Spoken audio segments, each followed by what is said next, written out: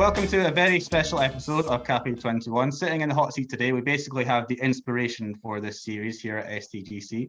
We have former England international football player and now Sports Tech's Global Conference Ambassador, Les Ferdinand. How are you, Les? I'm very well, thanks. Yourself? Not too bad, Les. Cheers. So obviously you had a fantastic playing career. You played for the likes of QPR, Tottenham. You had a fantastic couple of seasons with Newcastle up in the northeast, and you even managed to represent your country in your playing days. But throughout all that, you're known as a prolific striker in the box. What is your favourite goal from your playing career? Cool. That's whenever someone asks me that question, I always kind of like have to think. And there's a couple that stand out, but for kind of like different reasons. I mean, when I was at QPR, I scored.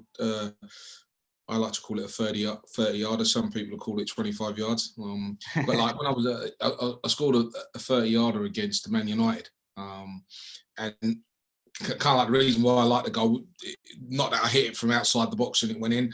It was just that me and Paul Ince, who were good mates at the time, were bantering each other on the pitch all the time, and he was saying, "Whenever you get the ball, I'm going to smash you." And it was him that came to tackle me, and I managed to turn him, and I smashed the ball in the back of the net, and I went to him, "You might want to go and get that afterwards." You know what I mean? So that always sticks in my mind. But one of the goals that it probably weren't the greatest goal I ever scored in my career, but at the time, it just meant I realised what it meant was when I scored my first goal for Newcastle. I scored on the first day of the season, my first game, first day of the Premier League season, and we were winning. We were playing Coventry. We were winning 2-1, I think it was at the time, and I scored the third goal. And as I scored it, the whole stadium, and when I look back at pictures of it, the whole stadium went up in raptures. And it was only then I really, really realised what the number 9 scoring for Newcastle meant. You know, up until then, I'd known about the number 9 and I'd heard how it was revered up there. But when I scored that goal, I kind of like realised what it actually meant. So that was a poignant moment for me. And then I suppose scoring my first goal for Spurs, because Spurs was the team I supported as a boy, and that was the dream come true. You know what I mean? You'd always dreamed about playing for the team that you supported as a boy and scoring, and here I was doing it for Spurs. So that those 3 goals stand out, and it's very difficult to pick which one was the best one. That's awesome. And obviously Newcastle fans known for their great atmosphere up in the northeast at St James's Park. I'm sure that was a really special moment in your career, as you say. Having played on so many great teams, that Newcastle team in the 90s was amazing. Like, it came so close to the title, just so close to the title. But and also having represented your country and played for Spurs, as you say, just give me some of the great players you played for. Who do you think is the best player you ever teamed up with? Wow. Again, I was really fortunate to play with some outstanding footballers. You know, when I was at QPR, we had a young guy, and not a lot of people remember him, but a guy called Roy Wegley, who technically was arguably one of the best players I played with. You know, I remember him scoring a goal one day when I was at QPR. He scored goal of the season at Leeds, and he beat about 6-7 players and slotted them back in it. Technically, he was excellent. But if I had to choose one domestic player that I felt stood out better than anybody, it would probably be David Ginola. I think in his first year at Newcastle, I always remember Keegan saying, "I bought him and I bought you to make sure you supply crosses for him." And him and Keith Gillespie were absolutely outstanding in terms of supplying crosses for me. But just the way in which he played football, and he was graceful. Sometimes you just stood back and went, "Give the ball to David. Keep giving the ball to David, and he'll make something happen." And inevitably he did. So I think domestically he was probably the best player I played with throughout my career. And like, you know, I played with Peter Beardsley, like Teddy Sheringham, Ian Wright, you know, Paul Ince, to name but a few, and they were all outstanding. Again, for me as a player, Ray Wilkins was brilliant for me. The late Ray Wilkins was great. But all in all the players I've played with, Paul Gascoigne would have to be the best. I think at one stage he had the world at his feet, and what he could do with a football and how he could galvanise a team and what he could do in that team was second to none.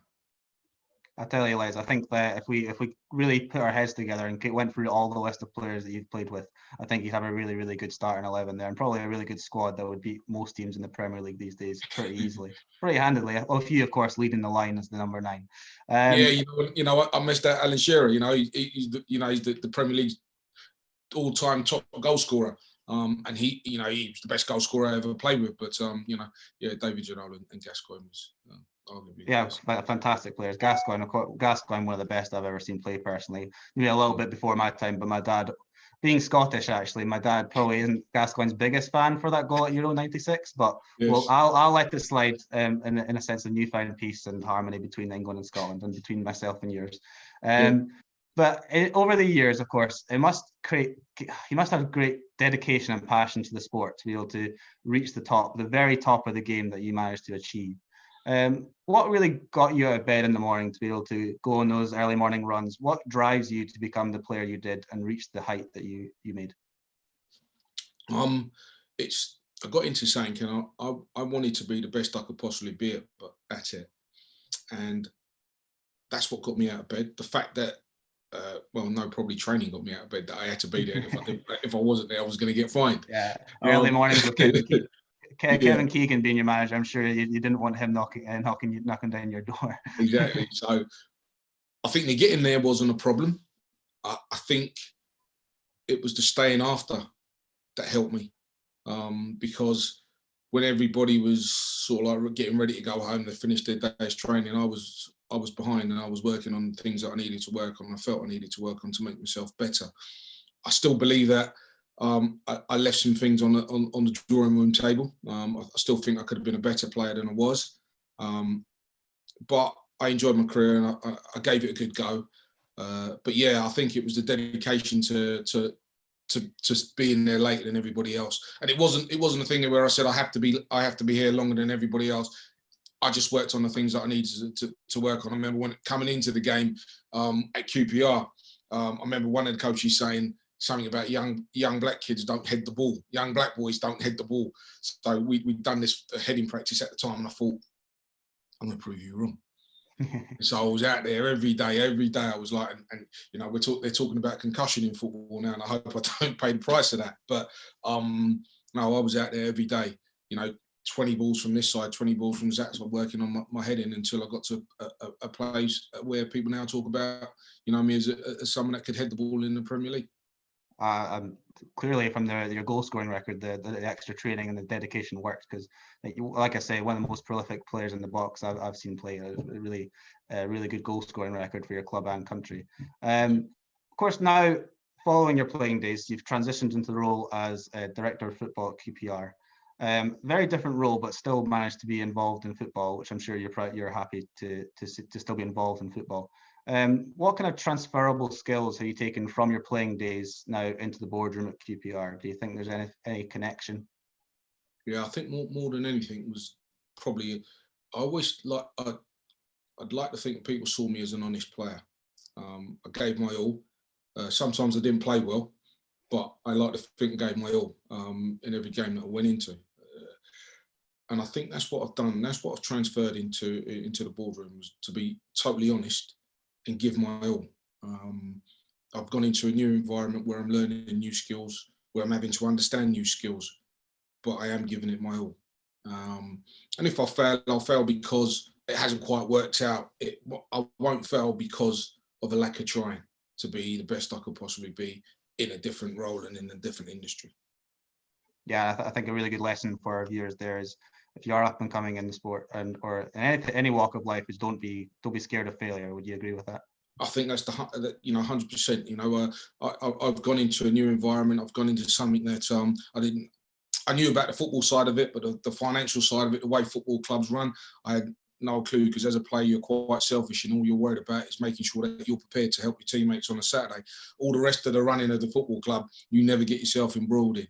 So I was going in and having to learn new skills. And as I said, at times I may fail, but I will try and keep trying again, because as a player, I failed in front of goal at times.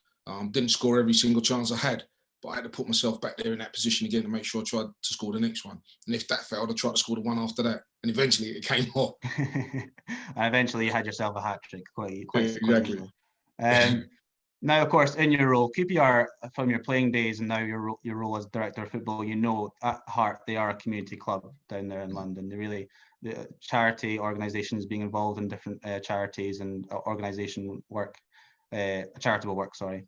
Really important to you guys. How important is it to constantly challenge yourselves at the club to lead by example when it comes to charity work, inclusiveness in the workplace, and continuing QPR's long history of being a community club? You know, we've always been a community club. I don't think we try to prove anybody wrong. I don't think we try to do anything better than anybody else. We just do what we do. And because we do it in the way that we do it, the club have got recognition. I don't think we you know, Andy Evans and his team who run our community projects don't say, right, we got to be better than this one, we got to be better than that one. I just think it's part of our club's heritage in terms of what we do in the community. We're based in the heart of West London, and we try to go out to that community and share what we've got at a football club and try and help in every way that we can. Obviously, it was highlighted with the Grenfell disaster that happened a couple of years ago. I mean, you know, it was prominent for us, and you know, it struck very close to some of us. You know, I grew up on the estate, so it was very, very close to me. And you know, as a club, there wasn't a person that was involved in that football club that didn't want to do something to help. And that would be the same for virtually all the projects in and around Shepherd's Bush. Wherever we can help, we try to do it, and we don't do it for any recognitions, for any accolades. We just do it because that's what our club is. Yeah, I think that's a fantastic attitude. No reason to seek the limelight when it's already so richly deserved for all the work you guys do in the community. And moving on into 2021, you are an ambassador for us here at Sports Tech Global Conference. The lovely Shireen has brought you on board along with Paul Morrissey, your head of social media at QPR. How excited are you moving into 2021 to work with me, essentially? Yeah, really, really excited because, you know, I'm often talking to Shireen and she's giving me updates of the great work that you guys are doing. And I'm really looking forward to seeing, you know, the end product of what it's leading to. I'm really excited. She's really excited. Paul Morrissey's really excited. And trust me, it takes a lot to get Paul Morrissey excited. So he's really excited. And I am as well. You know, I keep in touch with Shireen. We speak on a regular basis, or she emails or texts me just to let me know what's going on. And like I said, I'm really excited to see how this project develops. You know, we're hoping the world's going to be a better place in 2021. It's been a tough time for everybody. And I want to thank all you guys for the work that you guys have put in so far to get us to where we are now. And I'm sincerely hoping that everybody can have a fantastic Christmas as best as they can. I know some of you will be in tier 4. I'm certainly in tier 4. So won't be too much going out and too much family coming together. But you'll be in my thoughts, all of you. I hope you all have a great Christmas, and I really look forward to 21 being a year where this comes to fruition, and we're all talking about it and having a drink and enjoying the fruits of what you guys have done. Yeah, you're excited. I'm excited. We're all excited. And on behalf of the team, thank you for being such a fantastic ambassador and really throwing yourself into this project. And we'll see more from you in 2021. I'd like to personally thank you for your time today, Les. You really are an inspiration and a role model for many up and down the country, not only as a football player, but for the example you set off the field as well. All going to plan. We'll see you in the new year. And here's to making STGC a success for 2021 and beyond. Look forward to it. Have a great Christmas, mate.